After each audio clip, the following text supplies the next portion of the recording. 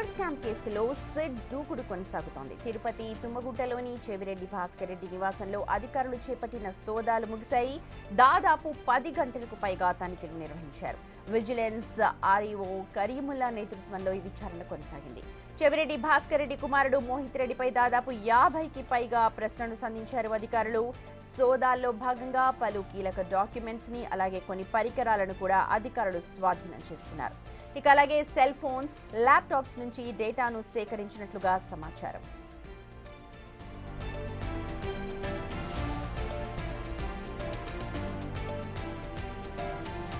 పది గంటలకు పైగా కొనసాగిన తనిఖీల్లో ఎఫ్ఎస్ఎల్ టీం పలు రికార్డులను కూడా తనిఖీ చేసినట్టుగా తెలుస్తోంది. కేవీఎస్ పేరుతో జరిగిన లావాదేవీలను పరిశీలించారు. ప్రధానంగా తుమ్మగుంట అడ్రస్ తో ఉన్న కంపెనీల వివరాలపై చెవిరెడ్డి మోహిత్ రెడ్డిని సిట్ అధికారులు విచారించారు. 6 కంపెనీల లావాదేవీలపై సుదీర్ఘంగా ప్రశ్నలు సంధించారు. ఇక సీఎంఆర్ కంపెనీ ద్వారా తుడా చైర్మన్ గా ఉన్నప్పుడు ఎలాంటి అభివృద్ధి కార్యక్రమాలు చేశారు అని సిట్ అధికారులు అడిగినట్లుగా కూడా సమాచారం.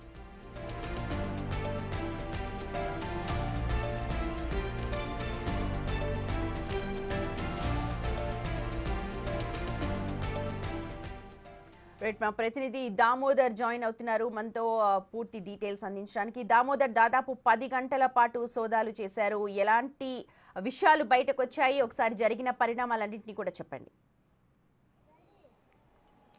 సుమతి, నిన్న ఉదయం 10 గంటల నుంచి సాయంత్రం 4 ఏదైతే రాత్రి 8:30 గంటల సమయం వరకు సుమారు 10 గంటల పాటు సిట్ అధికారులు 15 మంది వచ్చి చెవిరెడ్డి నివాసంలో తనిఖీలు నిర్వహించారు. ఓవైపు సగం టీం ఏదైతే ఎఫ్ఎస్ఎల్ టీం రికార్డులో తనిఖీ చేస్తుండగా, మరోవైపు తిరుపతి విజిలెన్స్ ఎస్పీ కరీముల్లా నేతృత్వంలో ఒక టీం మోహిత్ రెడ్డితో పాటు ఆయన కుటుంబ సభ్యులను విచారించింది. ఈ నేపథ్యంలో అనేక కీలకమైన ఆధారాలు సిట్కు లభ్యమైనట్టు తెలుస్తుంది. ముఖ్యంగా చెవిరెడ్డి భాస్కర్ రెడ్డి నివాస గృహంపై 8 కంపెనీలు నమోదైనట్లు ఆ అడ్రస్ మీద ఆ కంపెనీల వివరాలు కూడా తెలుసుకున్నారు. దీంతో పాటు వాటి లావాదేవీలను కూడా పూర్తిగా తెలుసుకున్నారు. కేవీఎస్ఎస్ పేరుతో ఒక ఇన్ఫ్రా కంపెనీని చెవిరెడ్డి భాస్కర్ రెడ్డి నిర్వహించినట్లు, ఆ కంపెనీ పేరు మీదుగా 6 కోట్ల రూపాయలు నగదుతో ఏదైతే గూడూరు పరిసర ప్రాంతాల్లో 2022 అక్టోబర్ మాసంలో ఏకంగా 260 ఎకరాల భూమిని కొనుగోలు చేసినట్లు, అది కూడా 6 కోట్ల రూపాయలతో ఎకరా 2,20,000 చొప్పున కొనుగోలు చేసినట్లు రికార్డులో నమోదైంది. తర్వాత డిసెంబర్లోనే ఆ భూమిని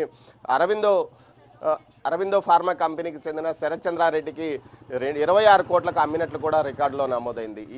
అయితే ఎక్కడా చెక్స్ తీసుకోలేదు, మొత్తం నగదే రైతులకు కానీ అటు కొనుగోలు చేసిన చోట పంపిణీ చేసినట్టు తెలుస్తుంది. అయితే ఈ నగదు ఎక్కడి నుంచి వచ్చింది, ఎక్కడి నుంచి మీరు ఈ నగదును సేకరించారు అన్న విషయంతో పాటు ఆ తర్వాత వ్యవహారాల్లో సుమారు 26 కోట్లకు 2 నెలల్లోనే 26 కోట్లకు ఎలా అమ్మగలిగారు, అది ప్రభుత్వ లెక్కల ప్రకారము మిగతా లెక్కలింది అన్న విషయం మీద ఆరా తీశారు. మొత్తం కేవీఎస్ ఇన్ఫ్రా ద్వారా తిరుపతి పరిసర ప్రాంతాల్లో పెద్ద ఎత్తున భూములు కొనుగోలు చేసి వెంచర్లు వేసినట్లు, ఆ వెంచర్లకు తొడా నిధులతో రహదారులు నిర్మించుకున్నట్లు గుర్తించారు. దీంతో పాటు 600 కోట్ల రూపాయల మేర టర్నోవర్ కూడా జరిగినట్టు తెలుస్తుంది. అదేవిధంగా ఏదైతే బీమ్ స్పేసెస్ కంపెనీ పేరు మీద ఇటు చెవిరెడ్డి మోహిత్ రెడ్డి, అదేవిధంగా సిట్ కేసులో అనుమానితుడిగా వ్యవహరిస్తున్న ప్రద్యుమ్న, అదేవిధంగా సజ్జల భార్గవరెడ్డి, ఈ ముగ్గురు కలిసి తిరుపతి పరిసర ప్రాంతాల్లో పెద్ద ఎత్తున భూములు డెవలప్మెంట్ పేరుతో లీజుకు తీసుకుని రైతులను కూడా ఇబ్బంది పెట్టినట్లు గుర్తించారు. మొత్తం మీద దీనికి సంబంధించి గత 5 సంవత్సరాల కాలంలో తుడా చైర్మన్గా ఉన్నప్పుడు, మీరు కానీ మీ తండ్రి కానీ తుడా చైర్మన్గా ఉన్నప్పుడు సీఎంఆర్ ఏదైతే ప్రాజెక్ట్స్ ఇన్ఫ్రా కింద మీరు ఎన్ని అభివృద్ధి కార్యక్రమాలు తొడా నిధులతో చేశారన్న విషయాన్ని కూడా తెలుసుకున్నారు. మద్యం నిధులు ఏ విధంగా రూటింగ్ మార్చి ఇటు రియల్ ఎస్టేట్ లో పెట్టుబడి పెట్టారా అన్న కోణంలో స్వాధీనం చేసుకున్నారు. అందులో ఉన్న డేటానంతా కూడా రిట్రీవ్ చేసేసారా? దానికి సంబంధించి ఏమైనా ఇన్ఫర్మేషన్ అందుతోందా? సుమతి, నిన్న ఉదయం నుంచి ఏదైతే ఎఫ్ఎస్ఎల్ టీము వారి దగ్గర ఉన్న హార్డ్ డిస్క్లను స్వాధీనం చేసుకోవడమే కాకుండా కొంత సమాచారాన్ని కాపీ కూడా చేసుకున్నారు. అందుకే అంత ఆలస్యమైనట్లు తెలుస్తుంది. మొత్తం 8 మంది ఎఫ్ఎస్ఎల్ టీం ఈ ప్రక్రియలో పాల్గొన్నారు. వీరు ఉదయం నుంచి రాత్రి 8:30 వరకు ఇదే ప్రక్రియలో కొనసాగారు. మధ్యలో 1 గంట విరామం భోజనానికి తీసుకున్నారు.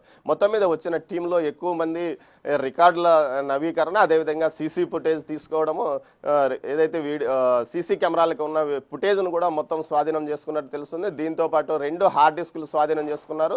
మొత్తం ఉన్న సిస్టమ్స్లో కానీ సెల్ ఫోన్స్ నుంచి మొత్తం డేటా కూడా పూర్తి స్థాయిలో తీసుకున్నట్టు తెలుస్తుంది. మొత్తం మీద ఏదైతే సుమారు 50కి పైగా ప్రశ్నలను వారు ఏదైతే విజిలెన్స్ బృందం మోహిత్ రెడ్డిని విచారణలో అడిగినట్టు తెలుస్తుంది. ముఖ్యంగా ఏదైతే భూములకు సంబంధించి వివరాలతో పాటు అదేవిధంగా గత 5 సంవత్సరాల్లో అటు ఎన్నికల ముందు ఎన్నికల తర్వాత ఏదైతే ఓటర్లకు పంపిణీ చేసిన తాయిలాలకు నగదు ఎక్కడి నుంచి వచ్చింది, డబ్బు ఎక్కడి నుంచి వచ్చింది అన్న కోణంలో కూడా విచారణ చేశారు. మొత్తం మీద అయితే పూర్తి స్థాయిలో విచారణ కొనసాగింది.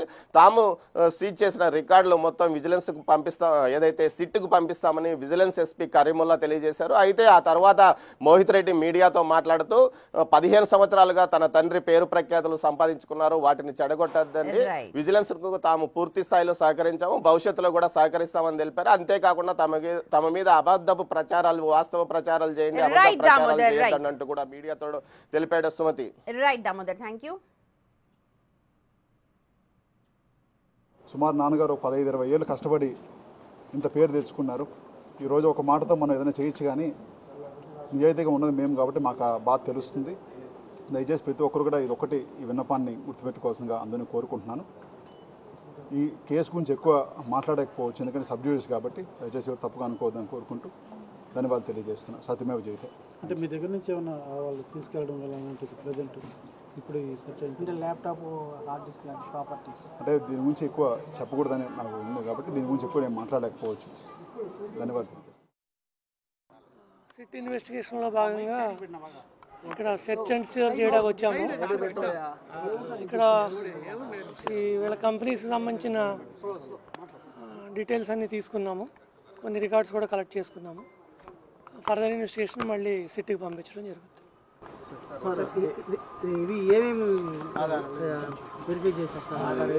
అంటే వీళ్ళకి సంబంధించిన కంపెనీస్ లిస్ట్ ఉంది, వాటి డీటెయిల్స్ తీసుకున్నాం. ఇక్కడ ఒక 6 కంపెనీస్ అడ్రస్ ఇచ్చారు, అవి చెక్ చేసాం. యా